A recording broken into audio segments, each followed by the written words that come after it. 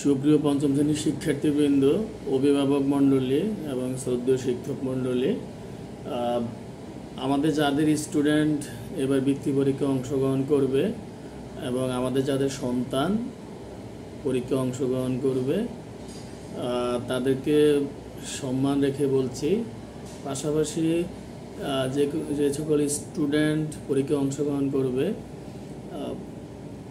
আমাদের সবারই একটা প্রত্যাশা যে আমাদের প্রত্যেকটা সন্তান যেন ভালো ফলাফল করে।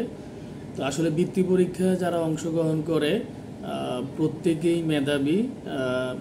এর মধ্যে যার একটু ক্রিয়েটিভিটি বেশি থাকবে, যে প্রত্যেকটা বিষয় শুধু গণিতে ভালো বা ইংলিশে ভালো এই রকম না, সে প্রত্যেকটা বিষয়ে ভালো এবং প্রত্যেকটা বিষয়ে তারপর হাতের লেখা স্মার্ট সুন্দর আসলে, এবং সে সঠিকভাবে প্রত্যেকটি প্রশ্ন বুঝে উত্তর লিখতে পারে, আসলে তারাই বৃত্তি পায়, এটাই আমরা জানি।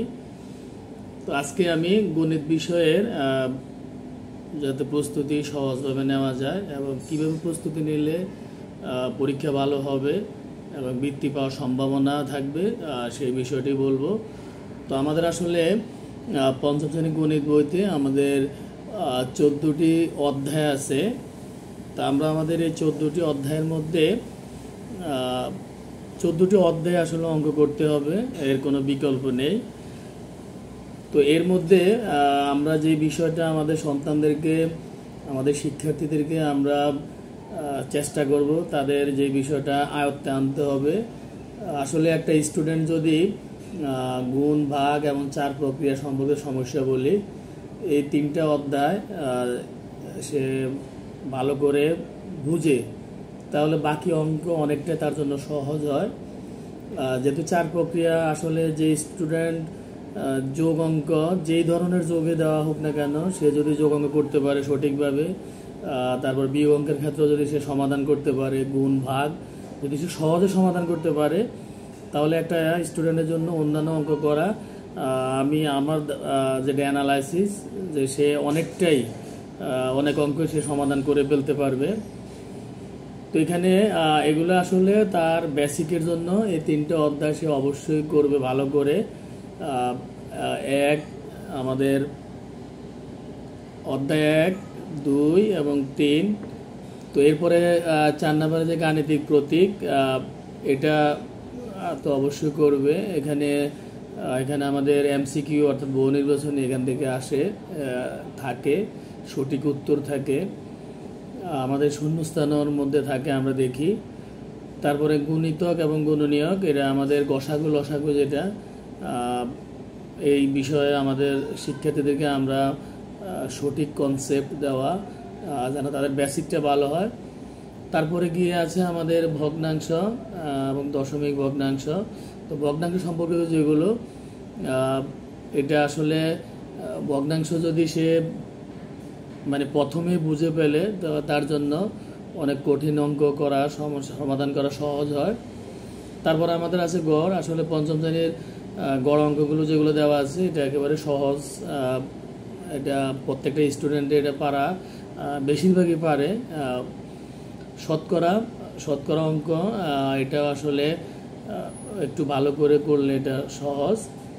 জ্যামিতি আছে 10ম অধ্যায়ে। তো আসলে জ্যামিতি এখানে আহামরি কিছু নেই, এখানে সাধারণত চতুর্ভুজ আছে, আয়ত, বর্গ, রম্বস, সামান্তরিক, ট্রাপিজিয়াম, তারপরে আমরা দেখি যে এখানে একটা বৃত্তের বিষয় আছে। তো এগুলো আসলে অঙ্কন করা এবং এর বৈশিষ্ট্যগুলো যদি জানে এবং সে কীভাবে আঁকে, এটা যদি আমরা শিখাই, তাহলে আমাদের শিক্ষার্থীরা, আমাদের সন্তানেরা অবশ্যই এই বিষয়ে তারা অবগত হবে। 11 নম্বর আছে পরিমাপ। এই অধ্যায়ে আবার 2টা অনুশীলনী 11 ক এবং খ আছে। তো 2টা এখানে পরিমাপ সম্পর্কিত। এটা অনেক স্টুডেন্টের কাছে একটু জটিল মনে হয়, এজন্য এখানে যে এককগুলো আছে, এককগুলো যদি আয়ত্তে থাকে, সবার মুখস্থ থাকে এবং সবাই জানে, তাহলে অঙ্ক করা আর একটু সহজ হয়। তারপর আমাদের আছে অনুশীলনী 12তে যেটা সময়ের অঙ্ক। এখানেও আসলে অল্প কয়েকটা অঙ্ক, এবং এখানে এটা স্বাভাবিকভাবে এখানে সঠিক উত্তরের ক্ষেত্রে তারপরে আমাদের শূন্যস্থান, এরপরে আমাদের সংক্ষিপ্ত প্রশ্ন যেগুলো, এগুলোর ক্ষেত্রে সময়ের অধ্যায় এটা অত্যন্ত গুরুত্বপূর্ণ। আর এখানে 2-3টা অঙ্ক আছে, ওগুলো আসলে অঙ্কের জন্য বা সমাধান করা। তো আসলে 1 থেকে 12 অধ্যায় এটা। আর 13 নম্বর আমাদের উপাত্ত বিন্যস্তকরণ। এটা আমাদের শিক্ষার্থীদেরকে যদি আমরা কয়েকটা বেসিক বিষয়ে আমরা ধারণা দিতে পারি, এটা তারা সহজে সমাধান করতে পারবে, এটা একেবারেই সহজ। আর ক্যালকুলেটর কম্পিউটার, এখানেও এটা আমাদের আসলে এখানে আমরা বর্ণনামূলক এটি পড়া, একটু রিডিং করে নেওয়া এবং যেখানে বোঝার ওটা একটু বুঝে নেওয়া। তো এগুলা আমরা অধ্যায় ধরে ধরে যদি আমাদের শিক্ষার্থীদেরকে আমাদের সন্তানদেরকে আমরা বোঝাতে পারি, আসলে এটা তারা সহজেই করতে পারবে এবং তাদের জন্য সহজ হবে। তো আমি চেষ্টা করব আমাদের এই চ্যানেল থেকে অধ্যায় ভিত্তিক তারা যাতে সহজে করতে পারে, এটা অঙ্ক সমাধান করা এবং সহজে বোঝানো, এবং পাশাপাশি তাদের জন্য গুরুত্বপূর্ণ যেগুলো সেগুলো তাদেরকে করা। এবং ইতিমধ্যে আমাদের চ্যানেলে প্রত্যেকটি অধ্যায়েরই কম বেশি অঙ্ক আপলোড দেওয়া আছে। যারা মনে করেন এটা দেখা দরকার তারা এটা দেখে নিতে পারবেন। তো আমরা যেটা আসলে আমাদের পরীক্ষার জন্য আমরা ইম্পর্টেন্ট আমরা মনে করি, এগুলো আমরা গুণ ভাগ এগুলো আমরা আসলে আমাদের বেসিক বিষয়ের জন্য আমরা এগুলো শিখবো এবং করব। যেমন আমি সবাইকে উদ্দেশ্যে বলবো যে আমাদের কয়েকটা বিষয় থাকে যে এটা আমাদের শিক্ষার্থীদেরকে আমরা আসলে একেবারে পেজের যেখানে যা আছে প্রত্যেকটা বিষয়ে তাদেরকে টাচ দেওয়া। তো এখানে আমি যেটা বলবো, যেমন এখানে আমাদের যাচাই পদ্ধতি, এখানে একটা কালারিংয়ের মধ্যে এখানে একটা লাইন দেওয়া আছে, অর্থাৎ এটা একটা সূত্র, ভাজক গুণ ভাগফল যোগ ভাগশেষ সমান ভাজ্য। আসলে এটা আসতে পারে যে ভাজ্য নির্ণয় সূত্রটি লেখো। আবার আমরা অঙ্ক করার ক্ষেত্রে আমাদের যদি সূত্রটা জানা থাকে, আমাদের শিক্ষার্থীরা যদি এটা জানে যে কোনটা ভাজক, কোনটা ভাগফল, কোনটা ভাগশেষ, এবং এরকম যদি আমাদেরকে দেওয়া থাকে তাহলে এই সূত্র অনুযায়ী তারা অ্যাপ্লাই করতে পারবে। আবার এটা আমি দেখছি যে আমাদের অনেক স্টুডেন্ট যখন এটা তাদেরকে সংক্ষিপ্ত প্রশ্ন আকারে দেওয়া হয় অথবা সঠিক উত্তরে দেওয়া হয়, অনেকেই পারে, অনেকে আবার ভুল করে, যারা আসলে এটা দেখে না বা খেয়াল করে না। এটা হচ্ছে যে এখানে দেওয়া আছে লক্ষ্য করি ভাগশেষ ইজ লেস দ্যান ভাজক, অর্থাৎ ভাগশেষ সবসময় ভাজকের চেয়ে ছোট হয়, ভাজক সবসময় বড় থাকে আর ভাগশেষ সবসময় ছোট থাকে।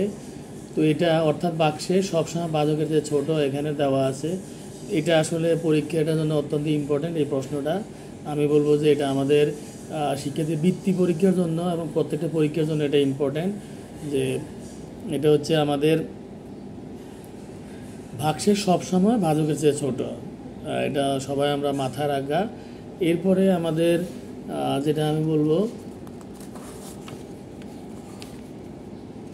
এখানে আমাদের ভাগ অঙ্কগুলো, এটা আমাদের শিক্ষার্থীদেরকে আমরা এগুলো তাদের বেসিকের জন্য আমরা এগুলো দেব।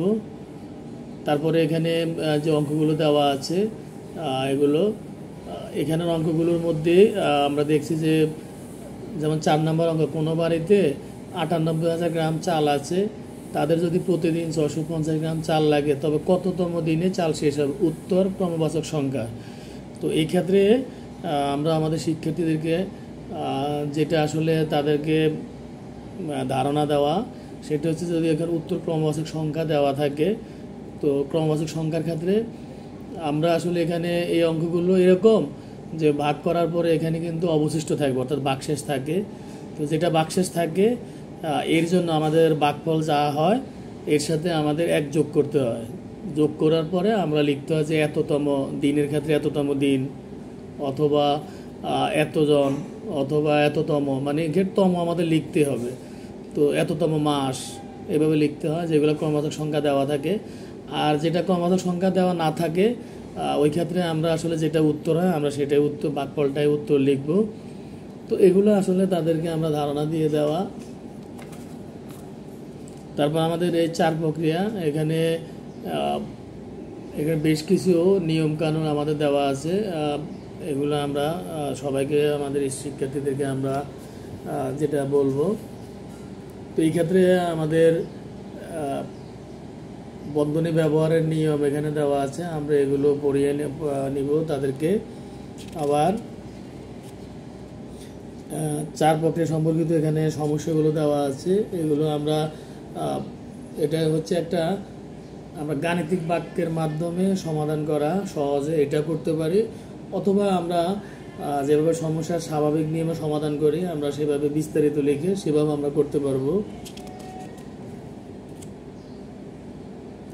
তো এর মধ্যে আমি বলবো যে আমাদের এই যে 5 নাম্বার পিতা ও কন্যার বয়সের সমষ্টি 80 বছর, এই 5 নাম্বার পিতার বয়স কন্যার বয়সের 4 গুণ, বলছে তাদের প্রত্যেকের বয়স কত। এটা অত্যন্ত, এটা তাদের আমাদের শিক্ষার্থীদের জন্য, এটা বৃত্তি পরীক্ষার জন্য অত্যন্ত ইম্পর্টেন্ট এই অঙ্কটা। এটা আমরা ভালো করে দেখে নিব এবং এটা বুঝে নিব। তারপর আমাদের এখানে আবার ঐকিক নিয়মের ধারণা অঙ্ক দেওয়া আছে, ঐকিক নিয়ম। আমরা ঐকিক নিয়মের ক্ষেত্রে আমরা আমাদের শিক্ষা, ঐকিক নিয়ম কাকে বলে আমাদের পরীক্ষা অনেক সময় এটাও আসে। তার ঐকিক নিয়মের ক্ষেত্রে আমরা শিক্ষার্থীদেরকে আমরা এইভাবে বলবো, আমি সবাইকে বলবো যে তোমরা ঐকিক নিয়মের ধারণা ভালো করে নিতে পারো। তারপর আমাদের অনুশীলনের যেগুলো আছে এখানে 5 নম্বর যে অঙ্কটা হিসাব করো, এটা একটু ভালো করে নেওয়া। আর এখানে হচ্ছে 4 নাম্বার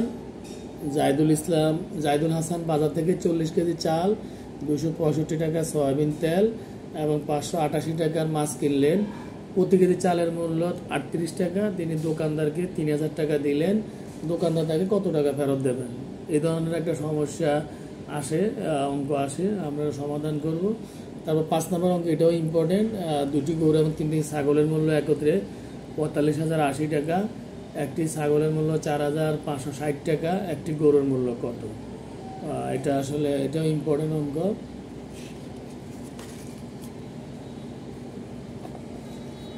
তারপরে আমরা আমাদের এখানে যেমন আছে 10 নম্বর অঙ্কটা, মা এবং পুত্রের বয়সের সমষ্টি 60 বছর, মায়ের বয়স পুত্রের বয়স 3 গুণ, তাদের প্রত্যেকের বয়স কত?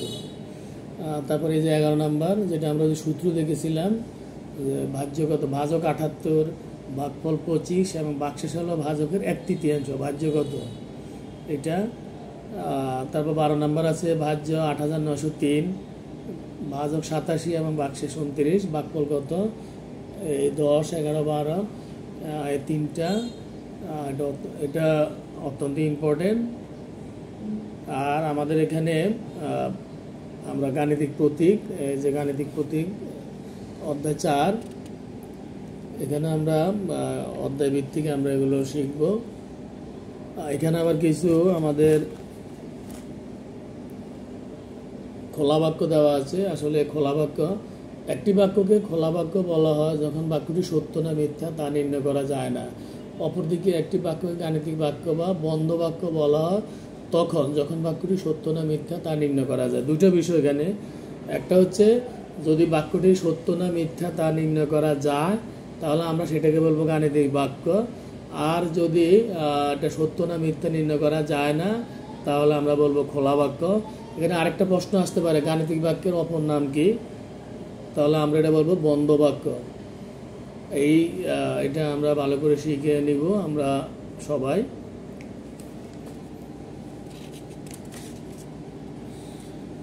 নেক্সট আমাদের যেমন অনুশীলনী 4-এর যেটা দেওয়া আছে, অনুশীলনী 4, তো এখানে এগুলো আমরা দেখে নেওয়া এবং শেষে আমাদের যে 5 নম্বর অঙ্কটি, ক প্যাকেট বিস্কুট এবং 1 বোতল পানির মূল্য একত্রে খ টাকা। 1 প্যাকেট বিস্কুটের মূল্য 18 টাকা এবং 1 বোতল পানির মূল্য 12 টাকা।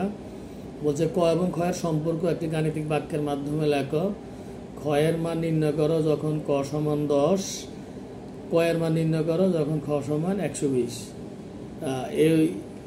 এটা আমরা সমাধান করি, এটা ইম্পর্টেন্ট আমাদের। তারপরেই আমাদের অধ্যায় 5 গুণিতক এবং গুণনীয়ক, যেটাকে আমরা লসাগু এবং গসাগু হিসেবে জানি। তো এখানে গুণিতক কিভাবে বের করা এটা আমরা শিখব। তারপর আমাদের গুণনীয়ক কিভাবে বের করা হয়, তারপর আমরা গুণিতকের মাধ্যমে এখানে এটা ইম্পর্টেন্ট, এটা আমি বলবো, যেমন আমাদের লঘিষ্ঠ সাধারণ গুণিতক, এটাকে আমরা সংক্ষেপে লসাগু।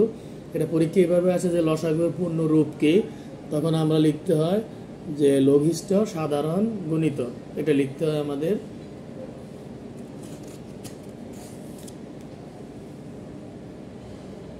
লসাগু গুণিতকের মাধ্যমে বের করা, এবং আমরা জানি যে লসাগু আমরা সংক্ষিপ্ত পদ্ধতিও বের করতে পারি।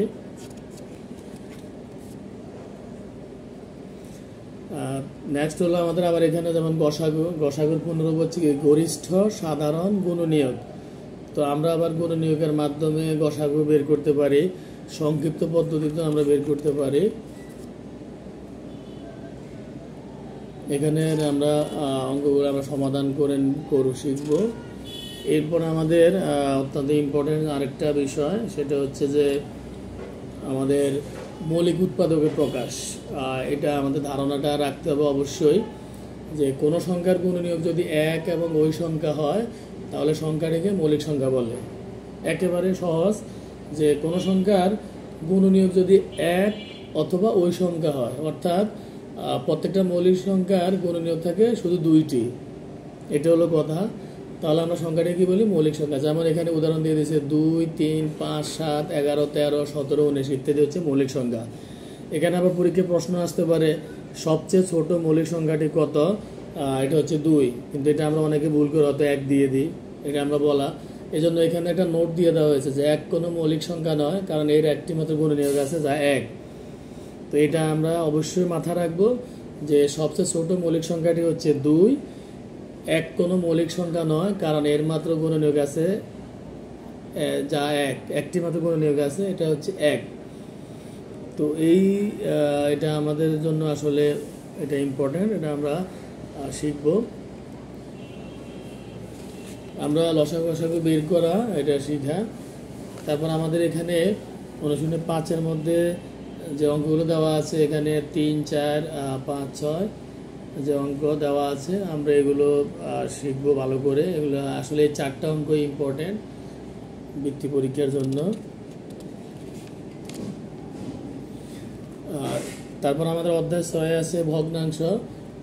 ভগ্নাংশের ক্ষেত্রে আমরা আমাদের শিক্ষার্থীদেরকে আমি বলবো যে ভগ্নাংশ, যেমন এখানে আমাদের বইতে দেওয়া আছে, যেমন প্রকৃত ভগ্নাংশ, অপ্রকৃত ভগ্নাংশ, মিশ্র ভগ্নাংশ। এটা কি?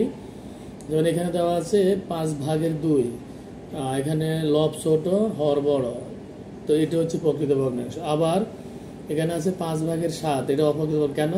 এখানে লব বড় হর ছোট। আবার মিশ্র ভগ্নাংশ হচ্ছে পূর্ণ সংখ্যা থাকবে, সাথে একটা প্রকৃত ভগ্নাংশ থাকে, যেমন 1 সমস্ত 5/2, এটা হচ্ছে মিশ্র ভগ্নাংশ। তো এখানে যে নোট দেওয়া আছে, একই পরিমাণকে অপ্রকৃত ভগ্নাংশ অথবা মিশ্র ভগ্নাংশে প্রকাশ করা যায়, দুইটাতে করা যায় একই পরিমাণকে। আমরা এটি দেখবো ভালো করে। তারপর আমাদের এখানে একটা লেখা আছে যে একটা লাইন, পূর্ণ সংখ্যা ও প্রকৃত ভগ্নাংশ মিলে মিশ্র ভগ্নাংশ হয়। পূর্ণ সংখ্যা ও প্রকৃত ভগ্নাংশ মিলে মিশ্র ভগ্নাংশ হয়।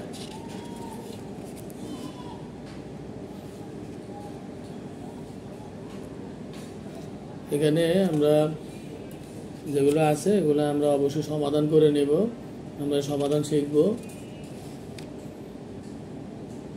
অনুশীলনী 6-এর ক, এখানে স্বাভাবিক দেওয়া আছে যে অপ্রকৃত ভগ্নাংশে প্রকাশ করো, দেওয়া আছে যেমন অপ্রকৃত ভগ্নাংশে প্রকাশ করো, মিশ্র ভগ্নাংশ বা পূর্ণ সংখ্যা প্রকাশ করো, তারপর হিসাব করো, আমাদের এই যে হিসাব দেওয়া আছে অর্থাৎ যোগ করা। 5 নম্বরে আমাদের দেওয়া আছে, এখানে 5 নম্বরে যেটা দেওয়া আছে আমরা দেখতে পাই যে আমাদের 5 নম্বরে দেওয়া আছে 3 সমস্ত 4/3 মিটার ও 2 সমস্ত 3/1 মিটার দৈর্ঘ্যের দুটি পিতা একত্রে কত মিটার। অর্থাৎ এখানে দুইটা অঙ্ক দেওয়া আছে, এগুলো আমরা সমাধান শিখব অঙ্কগুলো। তারপরে আছে আমাদের ছয়ের ক আমরা এগুলো তো করার